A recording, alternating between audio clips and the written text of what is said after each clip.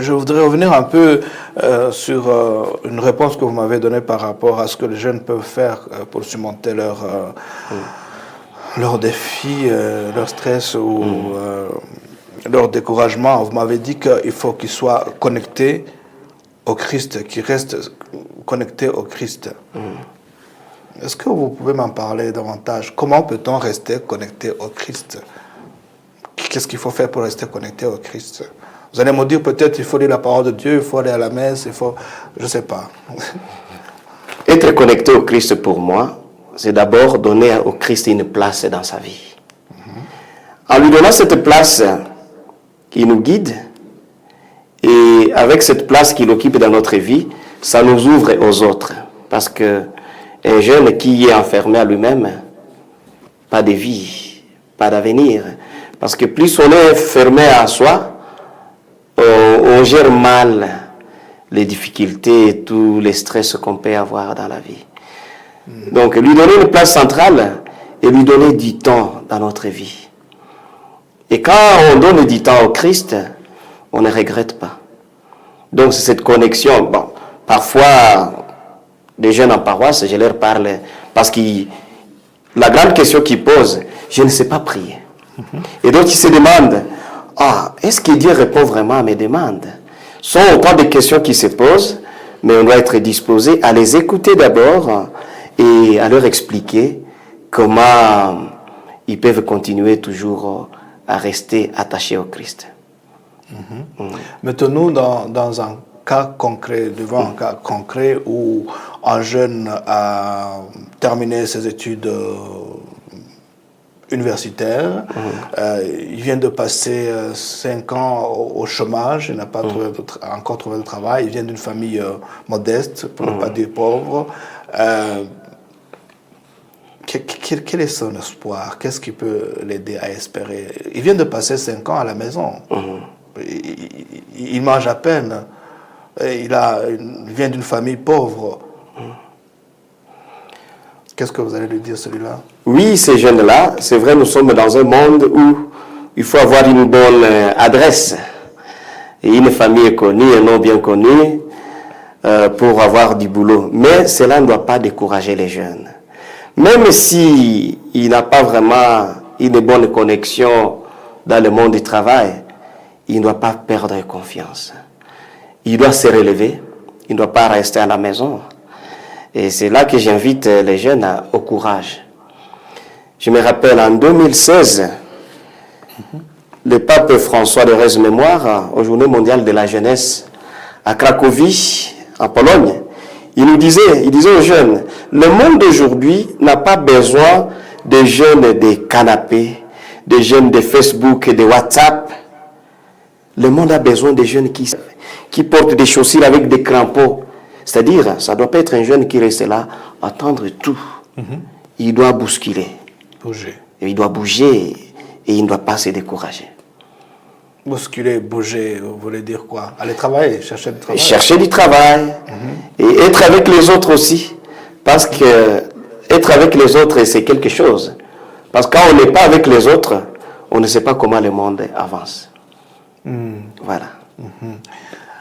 Dans votre pastorale en Belgique, par rapport aux jeunes qui vivent ce genre de défis, est-ce que vous avez par exemple des initiatives concrètes que vous initiez, que vous lancez, que vous organisez pour aider, je ne sais pas si vous avez des cas de jeunes de la rue par exemple, ce que vous appelez les SDF.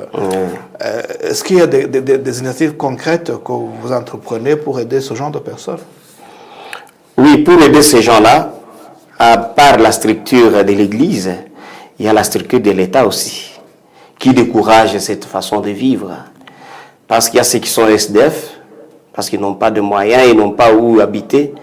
Il y a d'autres qui entrent là-bas parce qu'ils sont lancés dans un autre monde de drogue, d'alcoolisme et tout ça.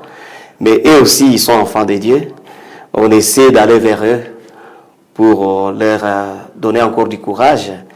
Et puis c'est très concret parce que quelqu'un, par exemple, qui est dans l'alcool, on sait l'amener dans un centre de désintoxication. on lui redonne courage, quoi. Et tout ça, l'Église belge est très attentive à tout le monde. Qu'est-ce qu'elle fait l'Église concrètement? Il y a des structures où on peut accueillir des gens, surtout pendant cette période hivernale qui commence. Oui. On essaie de les accueillir ici et là et les accompagner. Parce qu'il y a aussi des congrégations religieuses. Il y a tout ça. Donc l'Église, en tout cas, donne une place importante à tous ces gens-là. Les jeunes aujourd'hui dans le monde, partout dans le monde, s'intéressent beaucoup au numérique, aux nouvelles technologies. Comment est-ce que ces jeunes, on peut être jeune, engagé dans l'Église, tout en vivant dans un monde numérique très influent? Comment concilier les deux? Oui, tout d'abord, vous savez que le monde numérique a beaucoup d'avantages et des désavantages envers les jeunes. Comme avantage d'abord, je trouve que ça offre vraiment une connexion sociale aux jeunes, mais aussi à l'information, à une bonne information. Ça sont les avantages des réseaux sociaux, mais aussi il y a des dangers quand même. Oui. Parce qu'ici et là, on essaie d'entendre parler des cyberharcèlements, et voilà, des attachements aux réseaux sociaux qui vous coupent au monde. Et ça, cela, c'est pas seulement aux jeunes, même dans des familles, même entre les personnes mariées. Ça a vraiment de l'impact négatif sur les familles. Et vous les voyez, je pense, vous pouvez être dans une famille, le soir, papa est sur son téléphone, maman est sur son téléphone, les enfants sont sur leur jouet là, et ça devient vraiment une coupure. Et là, ce sont des dangers. Mais quand même, pour les jeunes aujourd'hui, comme j'ai dit, ça leur permet une connexion sociale et l'accès à une bonne information. Et je trouve que c'est facile, parce que même l'Église a été toujours attentive à cette manière d'utiliser les réseaux sociaux d'une manière vraiment responsable et chrétienne. Et d'ailleurs, pour accéder à atteindre les jeunes, finalement, ce sont ces réseaux-là qu'on utilise, les réseaux sociaux, et ça aide. Et je n'hésite pas en ajoutant que d'inviter aux jeunes, sur leur smartphone, qui n'hésitent pas de mettre des applications comme des prières, des chants religieux, ainsi de suite. Ouais. Concrètement, on pourrait dire que ces réseaux sociaux, ces nouvelles technologies influencent la foi de ces jeunes ou leur comportement de façon globale. Comment est-ce que ces outils numériques influencent-ils le comportement ou la foi des jeunes?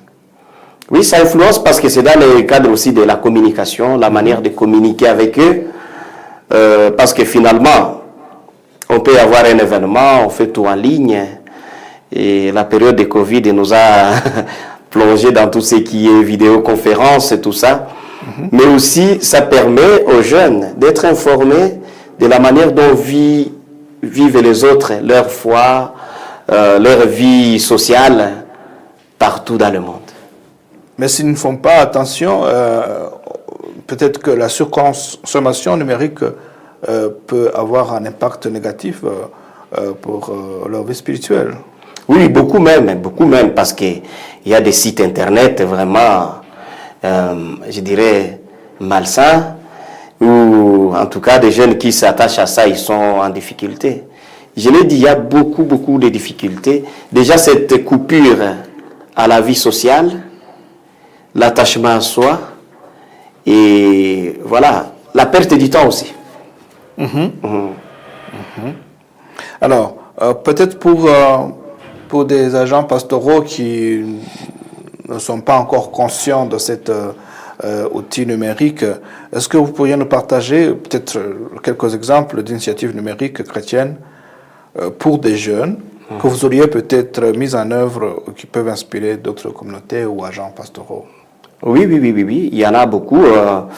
Déjà, aujourd'hui, une paroisse qui n'a pas une page Facebook, par exemple, c'est facile à atteindre les jeunes. Oui. Il ne faut pas penser au mail.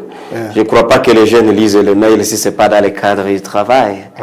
Mais la page Facebook, TikTok, voilà, WhatsApp, des groupes WhatsApp et autant d'autres réseaux qui permettent aux jeunes de s'entendre entre eux.